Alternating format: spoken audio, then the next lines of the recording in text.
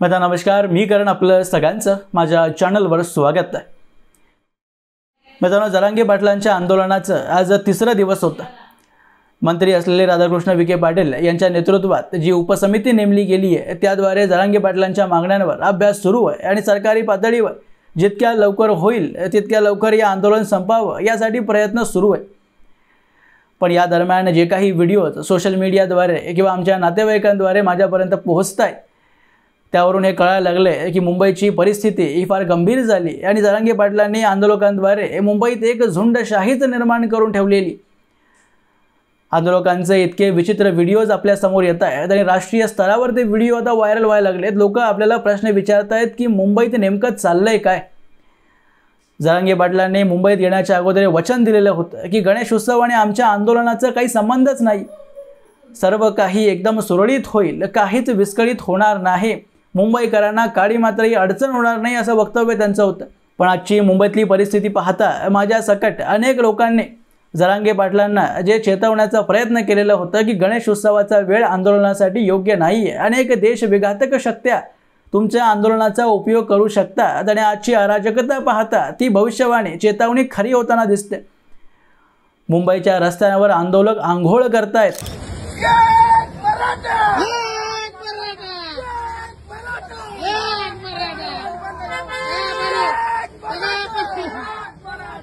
मुंबईतल्या काही मराठी आणि परप्रांतीय लोकांना मराठा आरक्षणाविषयी काहीच लेणं देणं नाही। त्यांच्या आयुष्यात आपल्या वैयक्तिक अनेक समस्या आहेत। त्यांना रोज कामावर जायचं असतं आणि तेच कामावर जात असताना प्रवासादरम्यान आंदोलक त्यांच्या गाड्या रोखून त्या खिडकीतून त्यांना आवाज देतात। त्याच्यासमोर घोषणाबाजी सुरू आहे की एक मराठा लाख मराठा। ती व्हिडिओ तुम्ही पाहिली पाहिजे, कारण ती पाहिल्यानंतर खरंच लाज वाटते।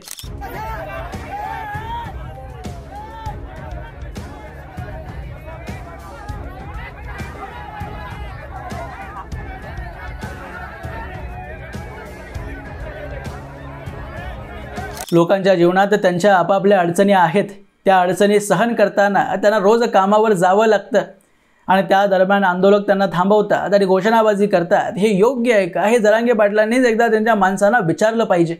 जरांगे पाटलांना याविषयी काही प्रश्न विचारले की त्यांचं उत्तर एकच असतं की हे सर्व देवेंद्र फडणवीस नावाचाच व्यक्ती करतोय, किंवा नाहीतर जे लोक करतायत तर ते मराठेच नाही आहेत, ते सगळे बीजेपीचीच माणसं आहेत। एटीएम मध्ये झोपणारे लोक बीजेपीचेच कार्यकर्ते आहेत, रस्त्यावर आंघोळ करणारे बीजेपीचेच कार्यकर्ते आहेत, गाड्यांना थांबवून त्यांच्यासमोर घोषणाबाजी करणारे सुद्धा बीजेपीचेच माणसं आहेत। आता तर देवेंद्र फडणवीसांवर हे आरोप लावले जात आहेत की एक अलिखित त्याने आदेश पारित केलेला आहे सर्व दुकानांना की आपली दुकानं बंद ठेवा, मराठा आंदोलकांना खाणं पाणी काही भेटलंच नाही पाहिजे, उपाशी मारा। त्यांच्या सुखसुविधांसाठी सरकारने काहीच उपाययोजना केली नाही। सरकारला बऱ्याच दिवसांपूर्वी हे सगळं माहिती होतं की मोठ्या प्रमाणात आंदोलक येणार आहेत, पण देवेंद्र फडणवीसांनी त्यांना मुद्दामून उपाशी मारण्यासाठीच हे सगळं नियोजन रचलंय असे आरोप केले जात आहेत। महाविकास आघाडीचे आमदार तर रोज एक पत्र लिहून देवेंद्र फडणवीसांना सांगतात की या रस्त्यावर सुविधा करा, त्या रस्त्यावर सुविधा करा, इथे आंदोलक उपाशी मारताय, त्यांच्यासाठी जेवण पुरवा, तात्पुरते शौचालय उभे करा। ह्याच्यात 2-4 मुद्दे ते तुम्ही समजून घेतले पाहिजे। त्यातला पहिला मुद्दा तर हा की मुंबईसारखं शहर त्याला मॅनेज करणं कुठल्याही सरकारसाठी इतकं सहज नाही आहे। एकतर गणेश उत्सव सुरू आहे, त्याच्यात अनेक अडचणी आहेत, त्यात भर टाकण्यासाठी जरांगे पाटील लाखोंची गर्दी घेऊन जेव्हा आंदोलन करण्यासाठी येतात तेव्हा सरकारला किंवा तिथल्या व्यवस्थेला ते सगळं सुरळीत करण्यासाठी वेळ द्यावा लागतो। अजून 3च दिवस झालेत तरीही सरकारने आपल्या परीने पूर्णपणे प्रयत्न केलेत। तात्पुरते शौचालय असतील किंवा मुंबईतले जे मराठा आहेत जे या आंदोलनाला समर्थन करतात त्यांनीही आपल्या परीने जेवण पुरवण्याचा प्रयत्न केला आहे। अनेक लोकांनी हा प्रश्न विचारला की जे हिंदू हिंदू म्हणून बोंबलत असतात त्या सगळ्या संघटना कुठे गायब झाल्यात? त्या सगळ्या संघटना रस्त्यावरच आहेत आणि लोकांना मदत करतायत। तुम्हाला भिडे गुरुजींच्या धारकरींचा मला व्हिडिओ दाखवायचा आहे, कारण अनेकदा त्यांना शिवाशाप दिल्या जातात, पण ते धारकरी आपलं कर्तव्य म्हणून मराठ्यांना जेवण पुरवण्यासाठी तिथे हजर झालेत।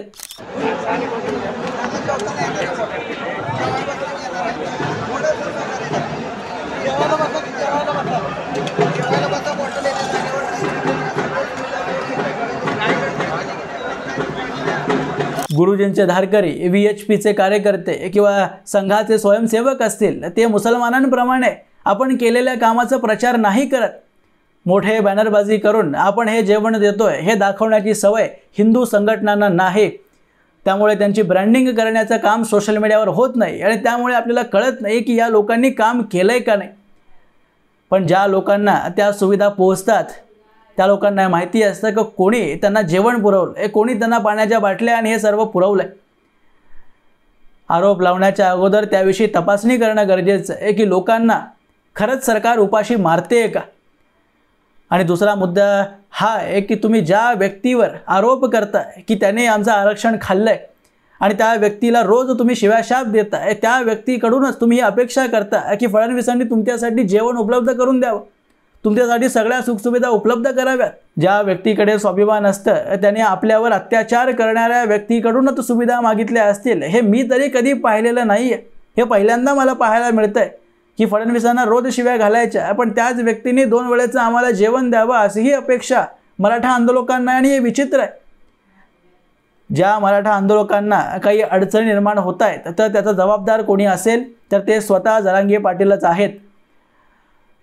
जरांगे पाटलांनी स्वतः या आंदोलनाचं नियोजन तयार केलं. कुठल्या तारखेला कुठं जायचं, किती दिवसांसाठी थांबायचं याची सगळी पूर्वतयारी त्यांनी केलीच असेल.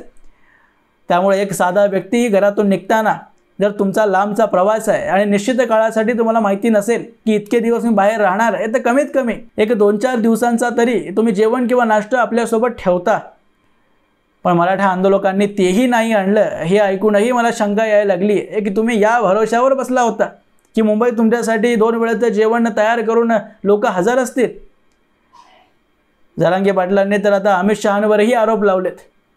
त्यांचं म्हणणं आहे की लालबागच्या मंडळाने जेव्हा त्यांना दर्शनासाठी बोलावलं म्हणजे अमित शहांना आमंत्रित केलं आणि अमित शहांनी त्यांना ही अट ठेवली की मी दर्शनाला येईन, सहपरिवार येईन. पण पहिल्यांदा तुम्ही मराठा आंदोलकांसाठी जो भंडारा लावला आहे किंवा भंडाऱ्यात जे मराठा आंदोलक जेवण करतायत तो भंडारा पूर्णपणे बंद करावा आणि मराठा आंदोलकांना उपाशी मारावं. ही अट मान्य केल्यानंतरच अमित शहा मुंबईत येण्यासाठी तयार झाले असा दावा जरांगे पाटलांनी केला आहे. ही मजेशीर व्हिडिओ तुम्ही सुद्धा पाहिली पाहिजे. ते मला आता माहिती मिळाली. त्या अमित शहानी सांगितलं जणू, आता खरं खोटं मला माहित नाही, की लालबागच्या दर्शनाला येतो पण लालबागच्या गणेश मंडळाच्या त्या समितीनं मराठ्यांसाठी जे जेवणाला तुम्ही जेवण देता ते बंद करा तर येतो.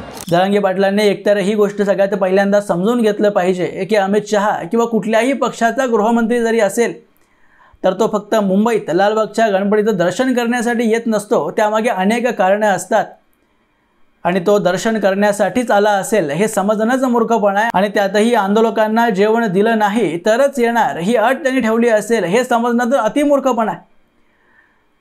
जरांगे पाटील नेत्यांवर भरपूर टीका करतायत पण आपल्या आंदोलकांना एकाही शब्दांनी त्यांनी सांगितलं नाही की असं वागू नका किंवा रस्त्यावर असं आंघोळ किंवा अशा काही घटना करत नका जाऊ ज्यांनी मराठा समाजाचं नाव खराब होत आहे, तेही राष्ट्रीय स्तरावर. जरांगे पाटलांना तर आता याचंही भान नाही राहिलं आहे की आपण कोणत्या व्यक्तींसोबत बसतोय, व्यासपीठावर त्यांना आमंत्रित करतोय. सकाळीच एक फोटो आली आणि तो व्हिडिओ पाहिला की अबू आझमी जरांगे पाटलांच्या भेटीला गेले. अबू आझमी हा तोच व्यक्ती आहे ज्याने याकूब मेननला समर्थन केलेलं होतं. 1993च्या बॉम्ब ब्लास्टमध्ये जे आरोपी होते त्यांच्या बचावासाठी किंवा त्यांना समर्थन करण्यासाठी हा व्यक्ती पुढे गेलेला होता ज्याने वारंवार मराठी भाषेचा अपमान केला. हा व्यक्ती औरंगजेबाला आपला देव मानतो म्हणजे छत्रपती शिवाजी महाराजांचा अपमानच करतो. मग अशा व्यक्तीला व्यासपीठावर घेऊन आपण काय जनतेला संदेश देतोय याविषयी किंचित तरी विचार जरांगे पाटलांनी केला पाहिजे. कदाचित नोमानीला भेटल्यापासूनच जरांगे पाटलांनी आपली विचार करण्याची शक्ती ही गमावलेली आणि मी सांगून काहीच उपयोग नाही. पण त्यांच्या आजूबाजूला जे खरे मराठे असतील किंवा मराठा समाजालाच अबू आझमीसारख्या लोकांनी त्यांच्या आंदोलनाचा फायदा उचलणं हे त्यांना स्वीकार आहे का हे एकदा स्पष्ट करावं. कारण शेतकऱ्यांच्या आंदोलनाचं काय झालं, कशा प्रकारे खालिस्तानी विचारधारेने त्यांना टेकओव्हर केलं हे आम्ही पाहिलेलं आहे आणि तेच पुन्हा मराठ्यांच्या आंदोलनाचं होऊ नये एवढंच माझं प्रामाणिक मत आहे. जरांगे पाटील हे सार्वजनिक जीवनात त्यामुळे आपण काय बोलतोय, कोणत्या लोकांसोबत उठतोय आणि बसतोय याच्यातून एक मोठा संदेश ते देत असतात. याविषयी कदाचित त्यांना कळत नसेल की आपण काय करतोय पण त्यांच्या आजूबाजूच्या लोकांनी तरी त्यांना सांगितलं पाहिजे की कोणत्या लोकांना आपण आपल्या जवळ घेतलं पाहिजे आणि कोणत्या लोकांना नाही. पण या सगळ्याच मुद्द्यांमध्ये जरांगे पाटील मात्र कोणतीही सुधारणा करताना दिसत नाही, कारण त्यांना फक्त झुंडशाही माजवायची. मुंबई हे शहर बंद पाडायचं आणि सरकार आपल्यासमोर गुडघ्यावर येईल. झुंडशाहीने आपण संविधान, कायदा या सगळ्यांनाच खाली वाढू शकतो. आपली मागणी सरकारला मान्यच करावी लागेल आणि यासाठीच आपण मुंबईत घुसलोय हे जरांगे पाटलांचं उद्दिष्ट आपल्याला कळालेलं आहे. आणि या झुंडशाहीचं लक्ष फक्त आणि फक्त देवेंद्र फडणवीस नावाचा एक ब्राह्मण व्यक्ती आहे हे सुद्धा आपल्याला सरळ आणि सोप्या भाषेत वारंवार जरांगे पाटलांनी सांगितलेलं आहे. असो मित्रांनो, याबद्दलची तुमची मतं तुम्ही मला कमेंट बॉक्समध्ये अवश्य लिहून कळवू शकता आणि असेच माहितीपूर्ण व्हिडिओज पाहण्यासाठी माझ्या चॅनलला सबस्क्राईब जरूर करा. भेटूया पुढच्या व्हिडिओमध्ये. तोपर्यंत जय हिंद, जय महाराष्ट्र.